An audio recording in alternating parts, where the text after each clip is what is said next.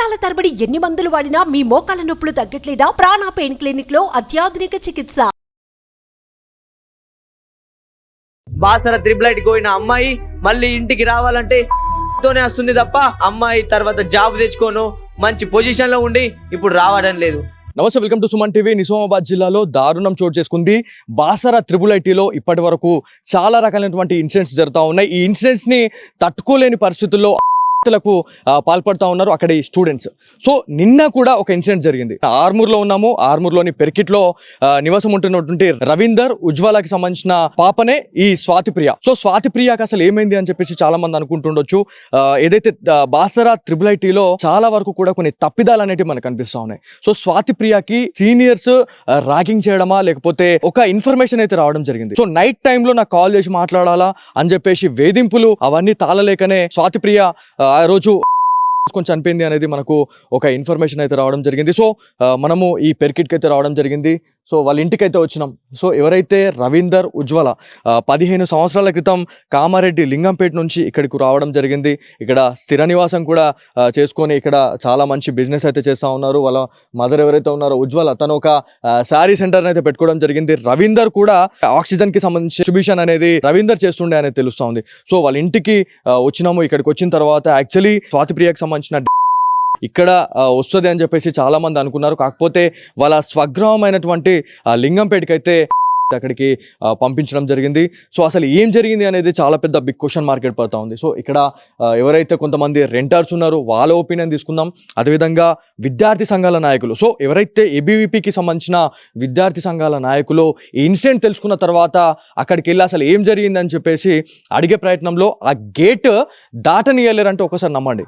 ఏబీవీపీకి సంబంధించిన నాయకులు చాలా వరకు విశ్వ ప్రయత్నాలు చేశారు. కాకపోతే అక్కడున్న సెక్యూరిటీ సిబ్బందిని దాటుకోలేకపోయారు. అక్కడున్న సెక్యూరిటీ సిబ్బందే వీళ్ళపైన విరుచుకుపడడం, అదేవిధంగా కట్టెలతోని అదేవిధంగా రాళ్లతోని ఇలాంటి దాడులు అయితే చేసారో చాలా వరకు కూడా ఏదైతే మనకి విద్యార్థి సంఘాల నాయకులు ఎవరైతే ఉన్నారో వాళ్ళకి హెడ్ ఇంజురీస్ అయినాయి అనేది మనకు తెలుస్తూ ఉంది. సో లోపలికి వెళ్దాం. అసలు ఏంటి, ఎట్లా ఉంటుండే, అసలు స్వాతి ఇక్కడ ఎన్ని సంవత్సరాల నుంచి ఉంటున్నారు అనే దానిపైన మాట్లాడదాం. వీళ్ళింట్లో ఎవరైతే అద్దెకుంటున్నటువంటి ప్రశాంత్ గారు మనతో ఉన్నారు, ఒకసారి వారితో మాట్లాడడం.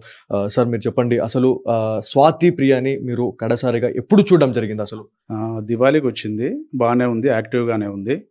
సో ఆ పిల్ల కూడా చాలా డేర్నెస్ అమ్మాయి, అలా చేసుకోదు అని 100% నాకైతే నమ్మకము. నేను 15 ఇయర్స్గా ఇదే కాలనీలో ఉంటున్నాను. అమ్మాయి చాలా డేర్నెస్, చిన్నప్పటి నుంచి చూస్తున్నాను. అటువంటిది జరగదు. సో వాళ్ళు మమ్మీ డాడీ ఇక్కడ నుంచి వెళ్తున్నామని చెప్పారు ఆల్రెడీ. సో వాళ్ళు వెళ్ళకముందే బాడీని తీసుకెళ్ళడం జరిగిందట. అది చాలా బాధాకరం. సో దీని వెనకాల ఏదో ఉంది. ఇన్సిడెంట్ ఇట్లా అంటే స్వాతిప్రియ అని చెప్పేసి ఎప్పుడు తెలిసింది మీకు? అసలు మార్నింగ్ 6కి వాళ్ళ కాల్ వచ్చిందంట. మేము 7 గంటల బయటకు వచ్చి చూసేసరికి వాళ్ళు లేరు, వెళ్ళిపోయారు. సో అప్పటికి మేము కాల్ చేస్తే ఇక స్వాతి ఇంకా మనకు లేదు అని చెప్పింది. సో ఎవరైతే వాళ్ళ రిలేటివ్స్ కూడా ప్రెస్ ముందుకు వచ్చేసి మీడియా ముందుకు వచ్చేసి ఒక వీడియో కూడా ఇవ్వడం జరిగింది, వాళ్ళ ఒక వాయిస్ ఇవ్వడం జరిగింది. సో ఆ రోజు స్వాతిప్రియ కూడా మార్నింగ్ టైంలో కాల్ చేసి మాట్లాడింది, అవుటింగ్కి బయటకు వెళ్దాం మీరు రండి అని చెప్పేసి మాట్లాడింది అనేది ఒకటి బయటకు వస్తూ ఉంది. సో అసలు ఈ మధ్య కాలంలో ఎప్పుడైనా మీ ఇంటికి అంటే ఇక్కడ తను సెలవుల్లో వచ్చినప్పుడు తను ఎట్లా మెదులుతుండే, వాళ్ళ మమ్మీ డాడీతో ఎట్లా ఉంటుండే, మీతో ఎట్లా ఉంటుండే, మీ పిల్లలతో కూడా చాలా మంచి మెదిలి సంతోషంగా గడిపిపోతుండే అని చెప్పేసి ఒకటి వినిపిస్తూ ఉంది. సో ఎట్లా ఉంటుండే? మరి చాలా ఫ్రీగానే ఉంటుండే, మా ఇంట్లోకి కూడా వచ్చేది, మా పాపతోనే ఆడుకునేది, చాలా ఫ్రీగానే ఉంటుండే. ఆమెకు ఎటువంటి కూడా బాధ అనేది లేదు.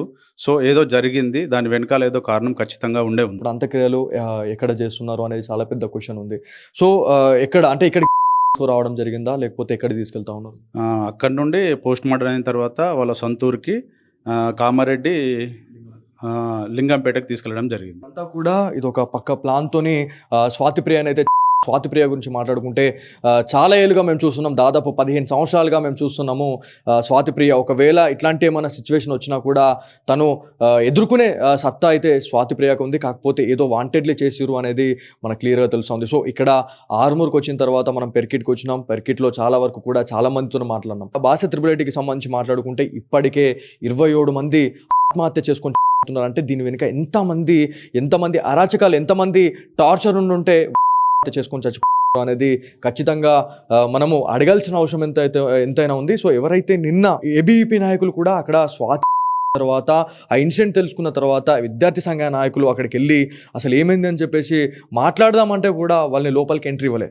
సో ఎవరైతే విద్యార్థి సంఘాల నాయకుల పైన కూడా అక్కడ ఉన్న కొంతమంది సెక్యూరిటీ సిబ్బంది కట్టెలతోని పెద్ద పెద్ద కట్టెలతో దాడి చేస్తే ఒక్కొక్కరిది తల.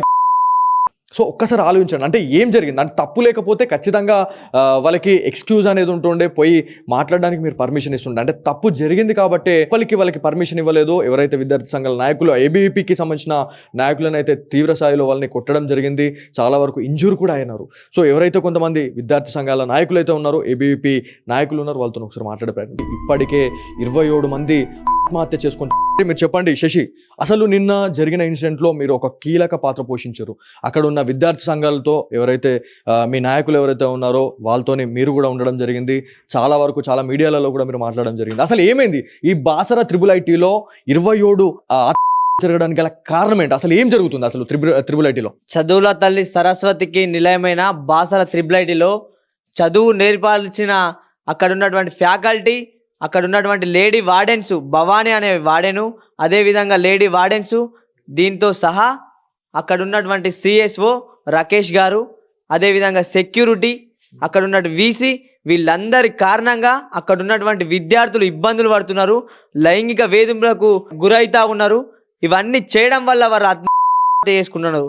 అక్కడ ఉన్నటువంటి సీనియర్స్ తోటి ర్యాగింగ్ జరుగుతుందని వాళ్ళకి చెప్పినప్పటికి కూడా వాళ్ళు ఎందుకు పట్టించుకోవడం లేదు.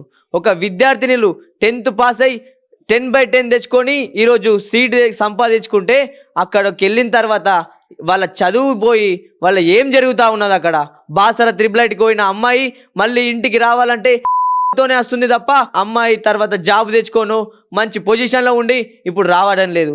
ఎన్నో కలలు కన్నా అమ్మా నాన్నల ఆశలు ఈరోజు కనుమరుగైపోతా ఉన్నాయి. నిన్న జరిగిన ఇన్సిడెంట్లో ఎవరైతే సెక్యూరిటీ సిబ్బంది చాలా వరకు మీ పైన దాడులు అయితే చేయడం జరిగింది, ఫిజికల్గా హెడ్ ఇంజురీస్ అయినాయి, మీకు కూడా ఇక్కడ దెబ్బలు తగినాయి, అదేవిధంగా కాళ్ళకు కూడా మొత్తం కాళ్ళు కొట్టుకపోయినాయి నేను.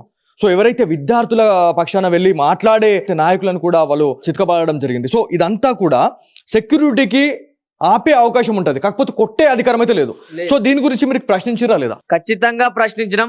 అక్కడ ఉన్నటువంటి సెక్యూరిటీకి మాకు ఆపే అధికారం ఉంది, కానీ మమ్మల్ని కొట్టే అధికారం లేదు, చేయి చేసుకునే అధికారం లేదు.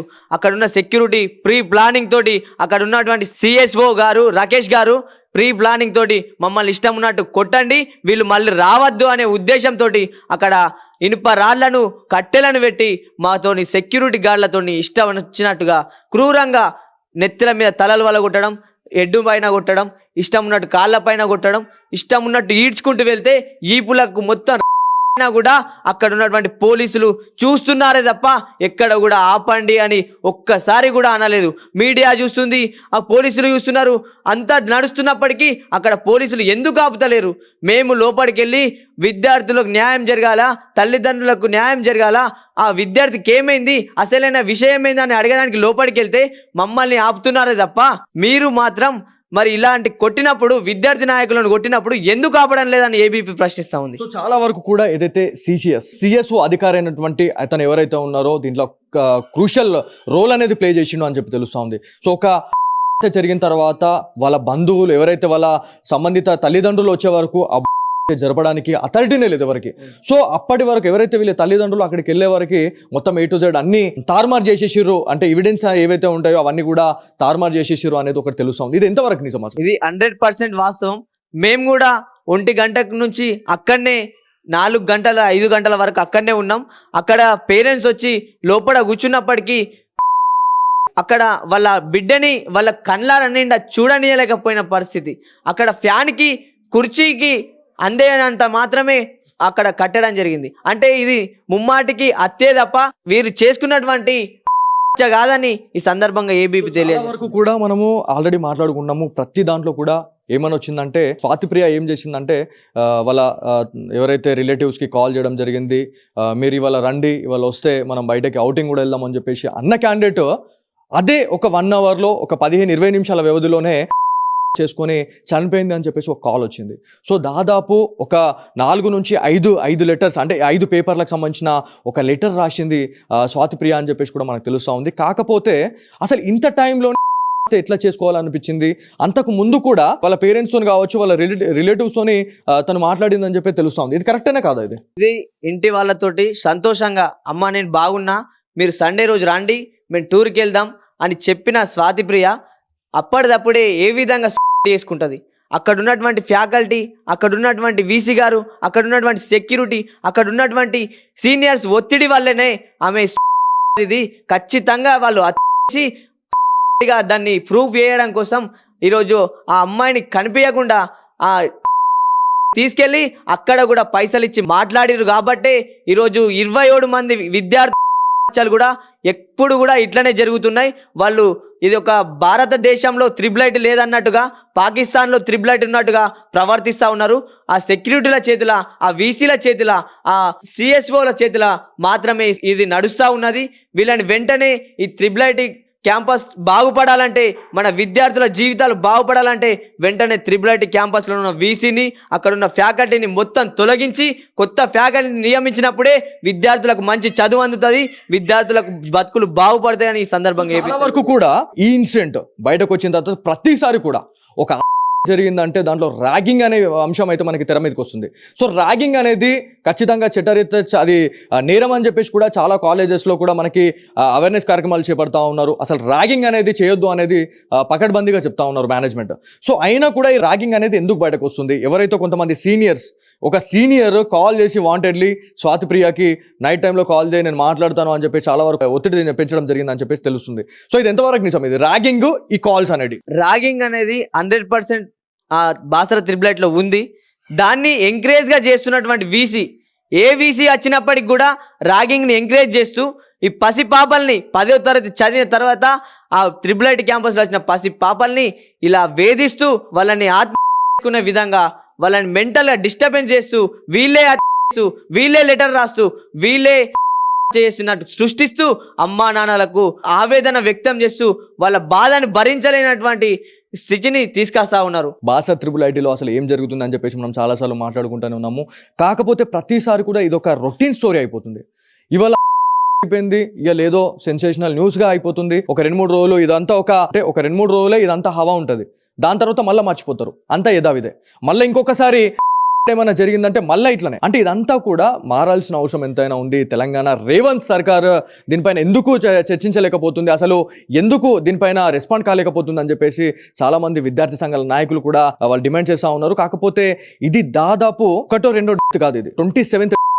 అంటే ఇది పూర్తిగా ప్రీ ప్లాన్ జరుగుతున్నాయి. ఇవన్నీ ప్రీ ప్లాన్ అని చెప్పేసి చాలా మంది చెప్తా ఉన్నారు. మెయిన్గా ప్రతి కాలేజ్లో కూడా సీనియర్స్ ఎవరైతే ఉంటారో వాళ్ళు ర్యాగింగ్ చేయడం వల్లే ఆ ఒత్తిడి తట్టుకోలేకనే ఇలాంటి స్టూడెంట్స్ అనే వాళ్ళు ఉన్నారు అనేది తెలుస్తూ ఉంది. సో ఏదేమైనప్పటికీ ఇట్లాంటి ఇన్సిడెంట్ జరగడం చాలా బాధాకరం. ఎవరైతే కాంగ్రెస్ సర్కార్, రేవంత్ రెడ్డి సర్కార్ దీనిపైన ఒక రివ్యూ మీటింగ్ పెట్టి అసలు బాసర త్రిబుల్ అసలు ఏం జరుగుతుంది అనే దానిపైన చర్య తీసుకోవాల్సిన అవసరం ఎంతైనా ఉంది. ఈరోజు 27 మంది విద్యార్థులు కూడా ఎప్పుడు కూడా ఇట్లనే జరుగుతున్నాయి. కాలనీ వాసులు ఎవరైతే ఉంటారో వాళ్ళతో కూడా చాలా మంచిగా మెదిలేది స్వాతిప్రియ అని చెప్పేసి మనకు తెలుస్తూ ఉంది. సో ఇక్కడ మనతో అన్న ఉన్నారు, ఒకసారి వారితో మాట్లాడడం. అన్న, మీరు ఎప్పుడు చూసిరు స్వాతిప్రియ అని? ఫైనల్గా అసలు మీకు అసలు ఏమని తెలిసింది అసలు ఈ చనిపోయిన వార్త గురించి? అసలు మాకు న్యూస్లో తెలిసింది, మనకు అంత ఐడియా లేదు. ఓకే, ఇట్లా అని చెప్పి తెలిసింది పాపది. యాక్చువల్గా దీపావళికి ప్లస్కి వచ్చేసింది, మళ్ళీ ఆటోమేటిక్ వెళ్ళిపోయింది, తెలియదు ఎప్పుడు వెళ్ళిపోయింది అనేది. అంటే ఈ బాసర త్రిబుల్ చాలా వరకు కూడా కలకలం రేపుతా ఉన్నాయి. అంటే ఏ చిన్న ఏదైనా లేకపోతే ఎంత టార్చర్ అయితే చేసుకుంటారు అనేది కూడా ఖచ్చితంగా మనం మాట్లాడాలా. సో అసలు బాసర త్రిబుల్ ఎందుకు జరుగుతున్నాయి అనేది మీకేమైనా అసలు అర్థమవుతుందా? అసలు ఏమైనా మనకి ఏం అర్థమైతే తెలుస్తుంది. ఇప్పటి వరకు ఈ ఇయర్లో 6-7 దీంతో 7 అట 7 అయిందని తెలుసు, కానీ దాని గురించి ఎవరు మాట్లాడడం లేదు. అక్కడ వాళ్ళు పట్టించుకోవడం లేదు, ఇక్కడ వాళ్ళు పట్టించుకోవడం లేదు. కానీ సమస్యకు మన ప్రభుత్వం ఏం చేస్తుందో మనకు తెలియదు. దానివల్ల మనం ఏం చేయలేము. అక్కడ యాజమాన్యం కూడా కరెక్ట్ ఉందా లేదా అనే చర్చ కూడా నడుస్తుంది. కాబట్టి ఆబ్వియస్లీ ఏదైతే యాజమాన్యం గురించి మనం మాట్లాడుకుంటే ఖచ్చితంగా అక్కడ తప్పుదాలు ఉన్నాయి. అక్కడ సరైన అంటే ఒక ఇష్యూ జరిగింది. అంటే స్వాతి రిపీటెడ్లీ చాలా సార్లు కూడా కంప్లైంట్ చేసినా కూడా వాళ్ళు ఆ కంప్లైంట్ ని రిసీవ్ చేసుకోలేకపోయారు. సో రిసీవ్ చేయలేకపోయారు కాబట్టి తను ఇలా అనేది ఒకటి బయటకు వస్తుంది. చాలా బాధాకరంగా 6-7 కాబట్టి మళ్ళీ ఇంకా చాలా మంది విద్యార్థులు ఉన్నారు. వాళ్ళకి ఇట్లాంటిది కలగకుండా ముందే ఈ చర్య తీసుకోవాలి పెద్దలు. నాకు తెలిసిన ఇంకా మట్టుకు. వేరే వాళ్ళు కూడా ఉన్నారు ఇక్కడ. అంటే స్వాతిప్రియకి సంబంధించిన ఇంటి పరిసర ప్రాంగాల్లోనే చాలా వరకు ఇక్కడ రెంటర్స్ అయితే ఉంటున్నారు. ఎట్లా ఉంటది అసలు స్వాతి ఎట్లా ఉంటుండే అమ్మ మీరు మీ దగ్గరకు వచ్చిన తర్వాత, అంటే ఇంటికి వచ్చిన తర్వాత సెలవుల్లో కూడా వస్తుంటుండే, ఎట్లా ఉంటుండే ఆమె? మంచిగా ఉంటుండే సారు. ఆమె బాగా మంచిది. మా పిల్ల అబద్ధం ఆడద్దు. అసలు ఏమని తెలిసిందమ్మా మీకు చనిపోయింది అని చెప్పి తెలిసిన తర్వాత? అసలు ఏమైంది అని తెలిసింది. నేను లేను ఊరికైనా నాకు ఫోన్ చేసి చెప్పి నేను సాయంత్రం 7 గంటలకు వచ్చిన. నాకు వచ్చింది అంటే అక్కడ నుంచి వచ్చిన తర్వాత అందరికి తెలిసిపోయింది. అంటే ఎట్లా ఉంటుండే వీళ్ళు ఇప్పుడు ఎవరైతే ఇప్పుడు మన రవీందర్ కావచ్చు, ఉజ్వల వాళ్ళ ఫ్యామిలీ మెంబర్స్ అంతా ఎట్లా ఉంటుండే మరి? మంచిగా ఉంటుండ్రు వాళ్ళు. ఉజ్వల రవి అనటంలో మంచిగా ఉంటుండ్రు. అబద్ధం ఎందుకు? వాళ్ళ పిల్లలు వాళ్ళు ఎట్లా చదువుకుంటున్నారో ఎట్లుంటున్నారో వాళ్ళు మంచిగా ఉంటుండ్రు. అబద్ధం ఆడద్దు. ఇది యాక్చువల్లీ ఇక్కడ స్వాతిప్రియకి సంబంధించిన ఇంటి దగ్గర ఇక్కడ ఎవరిని అడిగినా కూడా స్వాతి గురించి చాలా మంచిగా మాట్లాడుతూనే ఉన్నారు. అంటే వాళ్ళ ఫ్యామిలీ మెంబర్స్ కూడా చాలా మంచి క్యాండిడేట్లు వాళ్ళు. సో వాళ్ళ ఇంట్లోనే ఇట్లాంటి విషాద ఘటన చోటు చేసుకోవడం అనేది చాలా బాధాకరం అని చెప్పేసి మనకి ఇక్కడ స్థానికులు అయితే చెప్పడం జరుగుతా ఉంది. సో ఇది ఇక్కడ ఉన్న తాజా పరిస్థితి. కెమెరా పర్సన్ కార్తిక్ తో బాలు, సుమన్ టీవీ, ఆర్మూర్ నుంచి. సుమన్ టీవీలో మీ పర్సనల్ అండ్ బిజినెస్ ప్రమోషన్స్ కోసం కింది నెంబర్కి కాంటాక్ట్ చేయండి.